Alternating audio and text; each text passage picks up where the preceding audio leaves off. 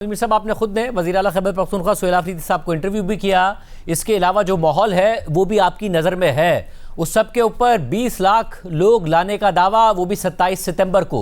हुकूमत ने अभी तक कोई ऐसा रिस्पॉन्स नहीं दिया। ये तो कह रहे हैं मुज़ाकरात के लिए तैयार है, वरना वो कह रहे हैं कि अब एक और एहतजाज करके देख लें, पहले भी किए हैं। कुछ अलग है इस दफ़ा कि कुछ अलग हो जाए जो आपकी मालूमात है? देखें, इस वक्त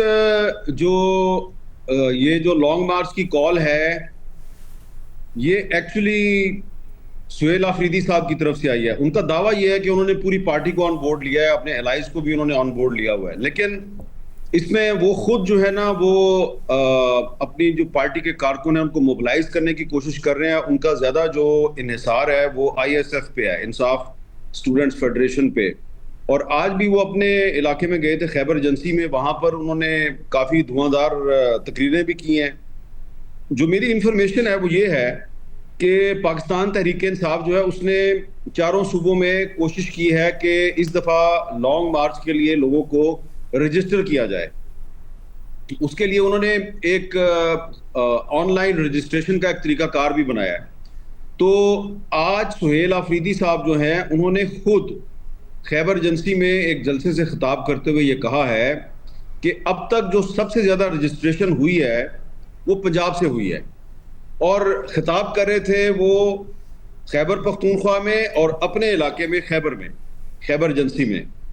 तो उन्होंने तकरीर में ये बात जानबूझ के की, और इसलिए की कि वो बता ये रहे हैं कि भाई ज्यादातर जो रजिस्ट्रेशन है वो पंजाब से हो रही है, और खैबर पख्तूनख्वा से अभी उतनी रजिस्ट्रेशन नहीं हुई जितनी कि हम तवक्को कर रहे थे।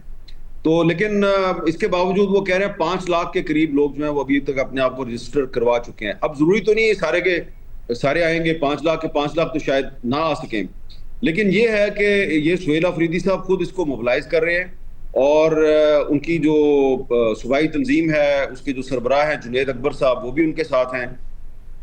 और लेकिन जो रजिस्ट्रेशन है वो ज्यादा पंजाब से हुई है, जो कि एक काफी अचंभे की बात है कि पंजाब से रजिस्ट्रेशन इतनी ज्यादा कैसे हो गई है, जबकि पंजाब के बारे में आम तासुर यह है कि वहाँ की जो लीडरशिप है वो इतनी ज्यादा सरगर्मी के साथ इस वक्त इमरान खान साहब की रिहाई के लिए एक्टिव नहीं है जितने की खैबर पख्तूनख्वा की लीडरशिप एक्टिव है। तो लग ये रहा है कि इसको लीड तो सुहेल आफरीदी साहब कर रहे हैं, और बाकी लोग भी जो है वो उनके साथ होंगे। लेकिन अगर आने वाले दिनों में खास तौर पर ये 15-16 अगस्त के बाद अगर इसी रफ्तार से वो मुख्तलिफ खैबर के अलावा मुख्तलिफ जो खैबर पख्तूनख्वा के जो इजला है वहां जाके इस तरह की मोबिलाइजेशन करते हैं, तो शायद वो बहुत ज्यादा लोगों को मोबिलाइज कर लें। लेकिन फिर एक बहुत बड़ा चैलेंज होगा कि वो अगर बड़ा क्राउड इकट्ठा कर लेते हैं और उसको मोटरवे पे या GT रोड पे ले भी आते हैं, तो उसको कंट्रोल करना एक बहुत बड़ा मसला होगा। और अगर कुछ भी नाखुशगवार वाकया हो जाता है तो जाहिर बात है उसकी जिम्मेदारी से वो बच नहीं सकेंगे। और आमिर साहब, इस वक्त जो मुतालबा है, ज़ाहिर एक ज़माना था कहते थे रिहाई होगी, रिहाई फोर्स बनाएंगे, मैंडेट वापस करो, हुकूमत रिज़ाइन करे। अब तो यह है कि रिहाई नहीं, रसाई का मामला है।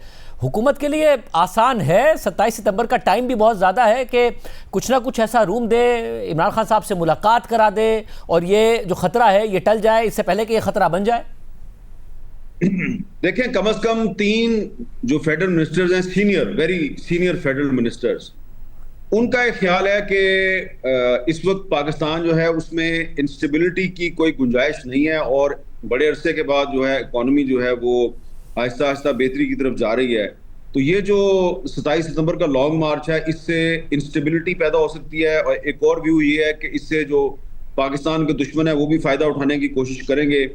लिहाजा उनका ये ख्याल है कि हुकूमत को चाहिए कि तहरीक इंसाफ की क़यादत को इमरान खान तक रसाई दे दे और कोई रास्ता निकाले। और खुद सुहेल आफरीदी साहब ने भी हमें इंटरव्यू में ये कहा था कि अगर उनकी इमरान खान से मुलाकात हो जाती है और अगर इमरान खान उनको कह देते हैं कि आप लॉन्ग मार्च ना करें तो फिर हम लॉन्ग मार्च नहीं करेंगे।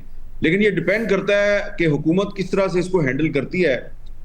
आज जो मुझे जो इंडिकेशंस मिल रही हैं वो ये है कि हुकूमत बातचीत पे राजी है, और महमूद खान अचकजई साहब ने जो 2 दिन पहले वज़ीर आज़म शहबाज शरीफ साहब को खत लिखा था कि चीफ इलेक्शन कमिश्नर की तकर्री के लिए प्राइम मिनिस्टर और अपोजिशन लीडर में सलाह मशवरे की जरूरत है, तो उस पर भी एक पॉजिटिव रिस्पांस देने का फैसला हो गया है।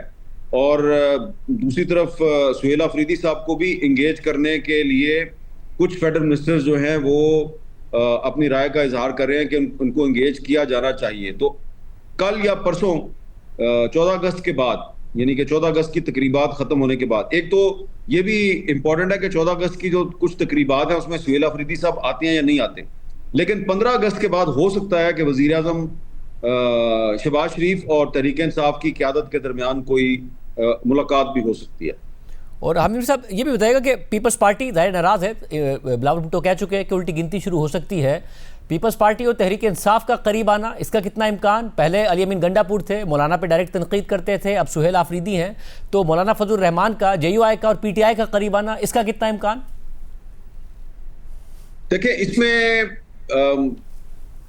अब आपने एक बड़ा मुझे मुश्किल सवाल पूछ लिया है। पीपल्स पार्टी और तहरीक इंसाफ के दरमियान राब्ते हुए हैं और इनके रहनुमाओं की मुलाकातें भी हुई हैं, लेकिन इनमें ट्रस्ट डेफिसिट है। अब ट्रस्ट डेफिसिट की वजह क्या है?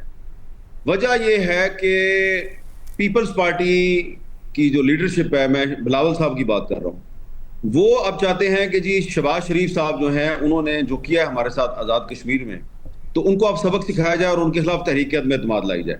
तहरीक अदम एतमाद लाने के लिए उनको PTI के वोट्स की जरूरत है और मौलाना फजलुर रहमान साहब भी उनको सपोर्ट कर सकते हैं। लेकिन PTI का ये ख्याल है कि बिलावल भुट्टो जरदारी साहब के साथ अगर हमने ताउन किया तो उसके बाद एक ऐसी सिचुएशन पैदा हो सकती है कि हमें इस्तेमाल करके बिलावल साहब बाद में छोड़ दें। और दूसरी तरफ मुस्लिम लीग नून में एक ये सोच पाई जाती है कि इस वक्त नए सूबों की भी बहस शुरू हो चुकी है और इमरान खान माजी में नए एडमिनिस्ट्रेटिव यूनिट्स की सपोर्ट कर चुके हैं। पीपल्स पार्टी इसके खिलाफ है, तो क्यों ना हम PTI के साथ बातचीत करें और इनिशियली उनको कोई रिलीफ हम दे दें। मौलाना फजलुर रहमान साहब भी एडमिनिस्ट्रेटिव यूनिट्स की हिमायत करते हैं, तो एक मुतबादल तजवीज़ ये है कि ये जो बिलावल साहब ने उल्टी गिनती का ऐलान किया है, तो इसको काउंटर करने के लिए हम PTI के साथ बातचीत का कोई रास्ता निकालते हैं। लेकिन इसके लिए ज़रूरी है कि PTI के जो मामलात हैं वो जाहिर बात है आपको उनको तय करना सिर्फ मुस्लिम लीग नून के लिए मुमकिन नहीं है, उसके लिए उनको एक ब्रॉड बेस्ड मुशावरत की जरूरत है। तो अगर ऐसा हो जाता है तो फिर बिलावल भुट्टो जरदारी साहब ने जो उल्टी गिनती की बात की है, तो वो फिर हो सकता है कि उनकी उल्टी गिनती शुरू हो जाए, क्योंकि ऐसी सूरत में फिर सदर जरदारी साहब जो है उनको भी अपना ओहदा छोड़ना पड़ सकता है। अगर PTI और मुस्लिम लीग नून और JUI और ये जो जमातें हैं ये किसी इनके दरमियान कोई समझौता हो जाता है, तो फिर पीपल्स पार्टी जो है वो साइड लाइन नहीं हो सकती, वो आइसोलेट हो सकती है। तो इस वक्त ट्रस्ट डेफिसिट है। पीपल्स पार्टी और PTI में राब्ते जरूर है, लेकिन एक दूसरे पे एतमाद नहीं करते। और अभी तक PTI कहती है पीपल्स पार्टी को कि आप मुस्लिम लीग नून की बी टीम हो, और लेकिन पीपल्स पार्टी जो है वो अब कोशिश कर रही है ये तासुर देने की कि हमारे मुस्लिम लीग नून के साथ बड़े इख्तिलाफात हैं। लेकिन देखें आने वाले दिनों में क्या सूरत हाल बनती है।